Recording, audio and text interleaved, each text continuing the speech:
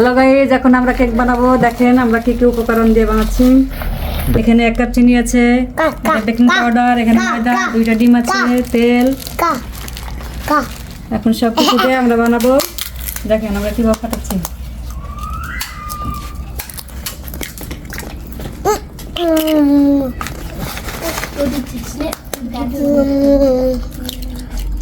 দেখেন এইভাবে 2টা ডিম ভেঙে নিলাম। তারপর 1 কাপ চিনি এভাবে দিয়ে দেবো। তারপর এটার সাথে মিক্স করে নেব।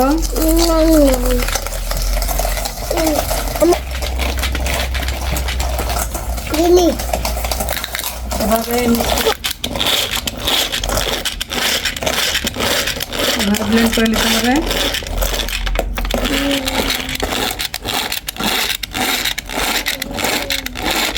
যে পরিমাণ চিনি নিয়েছিলাম সেই পরিমাণে তেল দিতে হবে, নাহলে কেকটা উলট পালট হয়ে যাবে।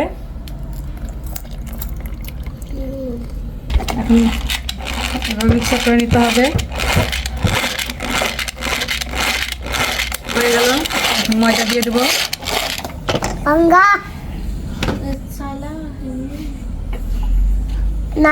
অর্ধেক দিলাম, এভাবে চেলে নিব, তাহলে জিনিসটা ভালো হবে। ময়দাটা ধরবে না, এভাবে একভাবে ঘুরে নেবেন, তাহলে সুন্দরভাবে হবে। 1 চিমটি লবণ দিয়ে দিলাম, 1 চামচ বেকিং পাউডার,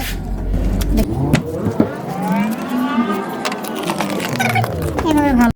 এই যে 2 চামচ দুধ নিয়ে নিয়েছি, লিকুইড দুধ, আঠালো ভাব হয়ে আছে।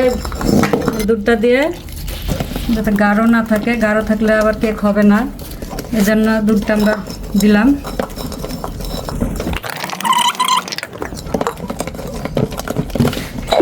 এই যে আমাদের হয়ে গেল। ভ্যানিলা এসেন্স নাই, তার জন্য লেবু দেব। এভাবে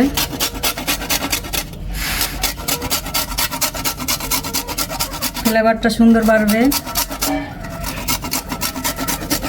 এই যে দেখেন দিয়ে দিলাম।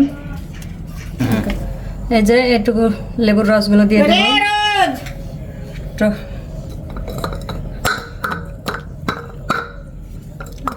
আপনারা বাসায় একবার ট্রাই করে দেখতে পারেন, খুব সুন্দর হবে, নরম তুলতুলে। কমপ্লিট হয়ে গেছে।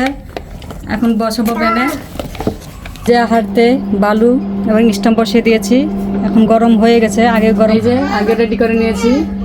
টিস্যু নাই, এর জন্য কাগজ দিয়ে দিলাম তেল দিয়ে সুন্দর করে। এখন ঢেলে নেব। এই যে দেখেন ঢেলে নিচ্ছি।